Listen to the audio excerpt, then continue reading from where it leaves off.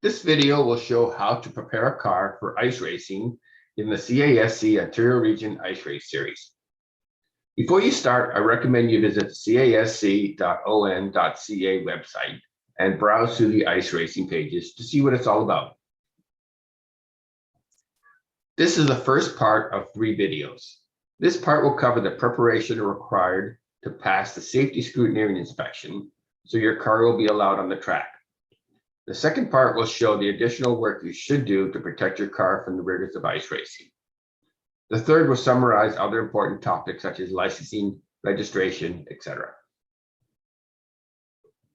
Before your car will be allowed to race, it will be inspected at the track at the first event. Sometimes there is a pre-inspection day a week before. The checklist for this can be found on the CASC website in the Ice Race Forum section. If you don't already have a car, I recommend getting a small, light vehicle.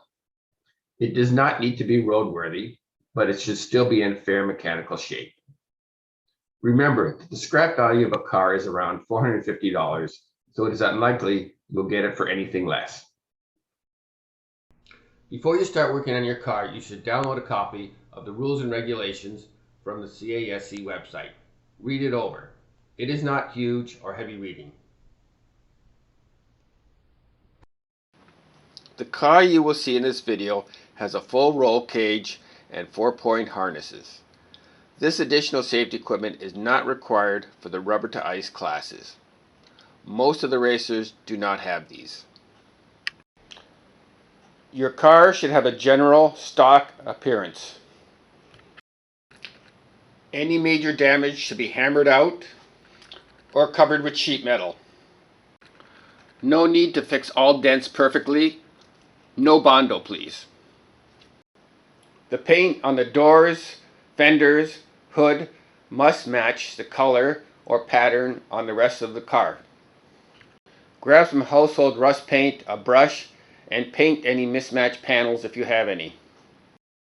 All front lights and rear lights must be removed.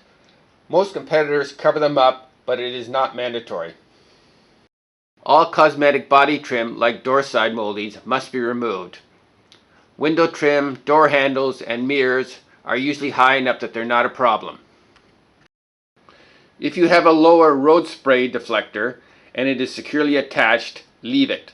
It is functional and important. If your car has a glass sunroof, it must be removed and replaced with metal. Windshields must have no major cracks. Stone chips or small cracks are okay. Windshield wipers and defogger should be working good, or you soon will be driving blind when the snow flies. Side windows must roll down or be replaced by approved safety nets. Aftermarket tint on all windows must be removed. You must have 1 rear-facing fog or driving light and 2 brake lights. Mount these inside the car. The rules specify incandescent bulbs, but LED equivalents are much more reliable. If you have a 3rd brake light, like me, you just need to add 1 more brake light. The race number is assigned to the driver, not the car, so every driver must contact the ice race director to get a unique number assigned. To get a race number, go to the CASC.ON.CA website. Click on the Contact Us tab, and then talk to the ice race director about getting a number assignment. You will need a roof-mounted number facing both sides, plus 1 facing the front. These must be black on white. The size and stroke of these numbers is specified in the rulebook.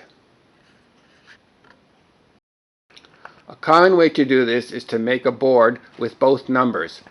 Make sure that the side-facing number is tall enough so it's not blocked by the front number as you come around. My number board is made of wood, but most competitors now use shatterproof plastic or metal. To mount your number board, bolt a piece of angle iron to your roof with some screws through it. Remember to round the front and back edges so your cover tarp doesn't get torn. Changing your number board now is an easy matter of just mounting it with washers and some wing nuts.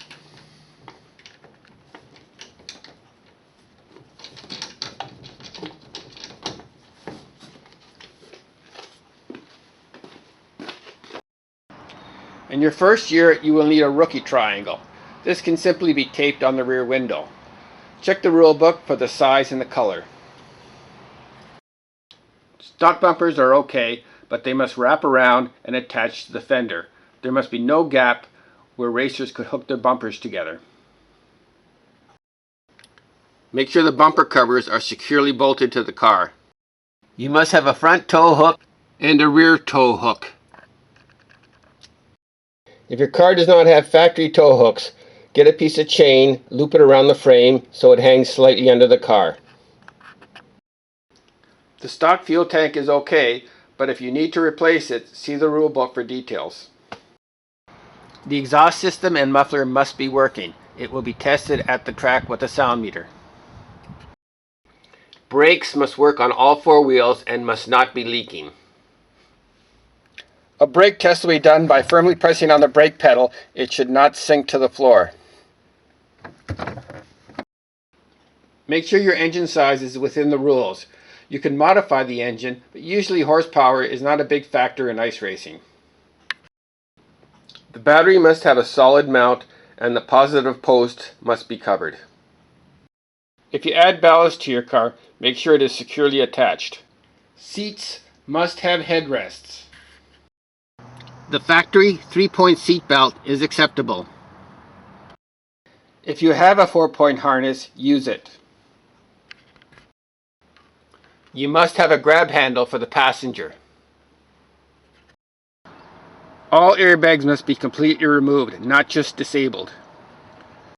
You must have at least one mirror. 3 is better.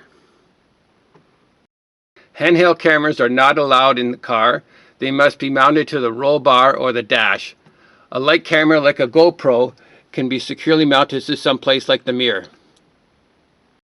Your tires must be tractionized, and it's highly recommended that you put tubes in them. Tractionizing tires is a black art, excuse the pun. You'll eventually learn how to do this, but for your first season, I recommend buying a set of used tires. Get on the CASC forum and ask any competitors if they have used tires for sale. Get a set and at least one spare. If your local tire store will not mount these with tubes, see Brian at Second Time Around Tires in Scarborough. He knows where to get tubes and will mount them for you. If you leave your car in Minden over the week, you must disable it so it won't run. There's a number of ways to do this. Remove the battery. Remove the spark plug wires. Remove the ignition fuse. Secure the steering wheel with a club or a hidden switch. The 2 stickers you need to have on both sides of your car are the CASC logo. Ask the office to send you a set when you get your license. And the series sponsor. These should be available at the track. The only safety equipment you will need is a helmet. Racing and some motorcycle helmets are okay. Make sure the helmet you get has one of the approvals listed in the rulebook. This concludes the first of 3 videos on how to prepare a car for ice racing.